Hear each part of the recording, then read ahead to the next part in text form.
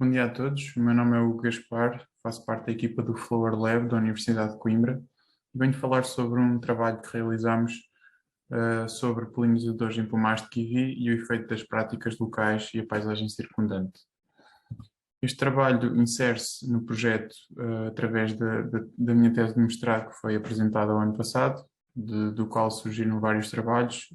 Vamos também apresentar um trabalho sobre ciência cidadã aqui. Mas este trabalho que vou falar aqui já foi submetido a uma revista e já foi aceito e vai ser publicado em breve numa revista científica internacional.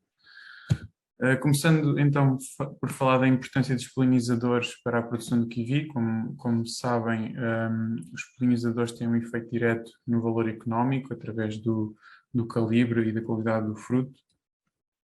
E eles fazem isto através de um serviço de ecossistema chamado polinização, onde se inserem num grupo funcional, no meio da comunidade de insetos, que pode fornecer também, que fornecem outros serviços, como controle biológico ou reciclagem de nutrientes. Eles interagem todos entre si, estão sujeitos à gestão local e à paisagem circundante que existe, afetando o seu alimento, a sua nidificação, os hospedeiros e outras interações que existam. Quanto aos polinizadores de kiwi, existem grupos bem identificados. Temos a abelha do mel, que é bastante conhecida, apenas uma espécie. Temos o polinizador mais eficaz de kiwi, que são os abelhões, do género bombos, onde existem várias espécies representadas em Portugal. Temos as outras abelhas selvagens, que são representadas por vários géneros, que têm diferentes tamanhos e comportamentos e diferentes contribuições. E temos as moscas das flores, onde incluem vários géneros também, várias espécies, também com contribuições variadas. Todos estes grupos então têm comportamentos diferentes e ecologias diferentes, maneiras de contribuir para a produção de maneira diferente, e para compreender a escala do nosso trabalho, temos que compreender como é que eles funcionam. No caso das abelhas do mel, é necessário considerar os 10 km máximos que elas podem fazer fora das suas colmeias quando saem. E nós, na nossa área de estudo, verificámos uma média de 2.500 colónias dentro destes 10 km por ponto, mas a maior parte delas circula dentro de um raio de 2 km. E se quisermos olhar para as outras abelhas selvagens, temos que limitar aos 750 metros, onde estas espécies precisam de uma fonte de alimento e um local apropriado para nidificação. As outras moscas que eu mencionei, as moscas das flores, não estão associadas a um local, são mais migratórias e não têm tanto esta necessidade de um local específico. Isto leva-nos às hipóteses de trabalho, em que vamos associar então os 4 elementos que eu já mencionei. Temos a parte da gestão local, da paisagem circundante, da comunidade e da produção no pomar. E estamos à espera que uma gestão local promotora de insetos leve a um efeito positivo na comunidade de insetos e na produção, e o mesmo efeito no que toca às áreas, a paisagens rica em áreas seminaturais, que promova um efeito semelhante então. Como é que fomos testar isto? Fomos estudar 22 pomares representantes de toda a região de produção de kiwi em Portugal, com diferentes tamanhos e diferentes formas, e fizemos o levantamento das práticas locais e atribuímos um impacto, neste caso só impactos negativos, uma vez que não verificámos técnicas que afetassem positivamente a comunidade de polinizadores. Diretamente. E aqui verificámos coisas como a rede de cobertura, identificámos redes de cobertura, uso de agroquímicos, uso de colmeias de abelhas do mel, corte mecânico de infestantes, reguladores de crescimento, e conseguimos definir 2 grupos de pomares, os que são, consideramos com uma gestão prejudicial a insetos e uma promotora de insetos. Também, ao nível da paisagem, fizemos a caracterização dos polígonos que constituem a paisagem, ao nível de polígonos urbanos, agrícolas, herbáceos e florestais, desde os 500 metros até os 2.000 metros. Isto permitiu-nos observar um grande gradiente entre os diferentes pomares e definir três grupos aqui, três grupos de paisagens. E temos as paisagens que são dominadas por áreas florestais e herbáceas, temos as paisagens dominadas por áreas agrícolas e um misto entre os dois. Em termos de metodologia, aplicámos três métodos: as armadilhas com pratos coloridos, a passagem de rede e a observação. Em relação às armadilhas, consistiram basicamente na colocação dos pratos num transepto definido, a partir da margem dos pomares, no centro do pomar, e foram obtidos através da iniciativa de Ciência Cidadã, que vai ser explicada mais à frente. E para esta parte do trabalho utilizámos os 3 dias que foram recolhidos na época da floração.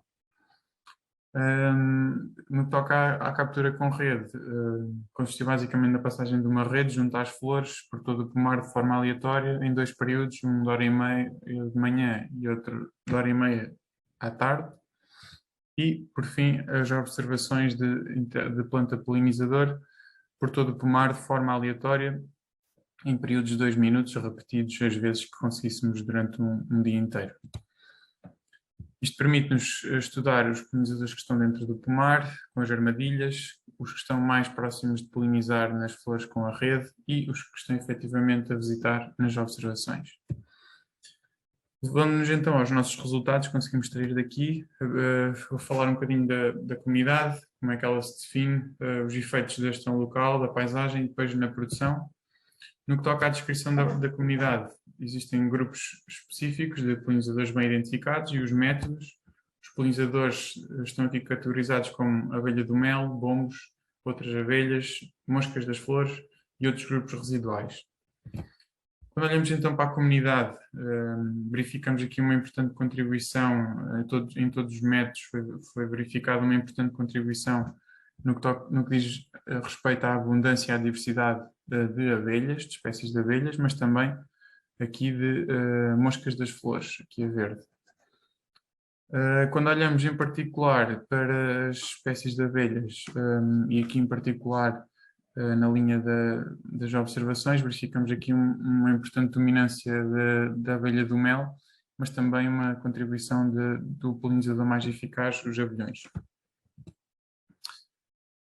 Analisando então a gestão local, temos aqui a diversidade de polinizadores total, depois temos as abundâncias, temos aqui a abundância de polinizadores selvagens, a abundância da abelha do mel e depois cada um dos polinizadores selvagens discriminados.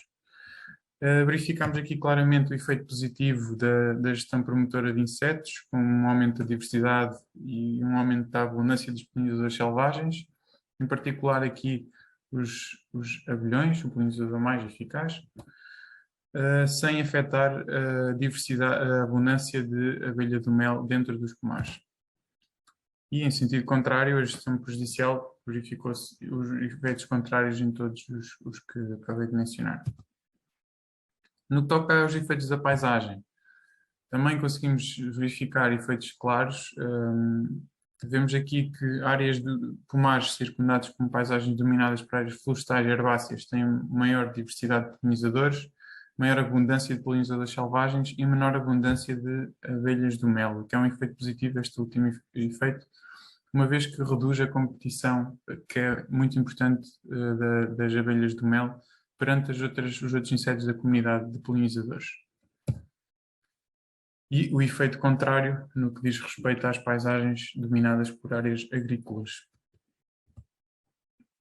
Depois, traduzindo isto então nos efeitos na produção, não verificámos efeitos significativos entre as categorias de gestão local, ou seja, aqui não tem nenhum efeito significativo, e o mesmo verificámos nas categorias de paisagem, apesar de haver aqui uma tendência. Isto são dados interessantes no sentido em que em ambos verificámos uma alteração na comunidade positiva, sem que isso afetasse negativamente a produtividade. O excelente seria apresentar dados em que havia alteração da comunidade e um aumento da polinização, mas a alteração já é um bom valor e vamos agora analisar nas conclusões, que nos leva à parte final. E temos aqui então a primeira conclusão, que é que as práticas locais e da paisagem conseguem promover a comunidade de polinizadores. E através destas medidas que identificamos, no pomar a redução do uso de redes de cobertura, agroquímicos, colmeias e cortes de infestantes, e na paisagem com áreas florestais e herbáceas a 70%, zonas agrícolas a 20% de cobertura, num raio de 2 km em torno do pomar. A segunda conclusão é que, então, existe um potencial para tornar a comunidade mais resistente e resiliente, sem comprometer a produtividade. Aquela relação com a produtividade aqui há uma alteração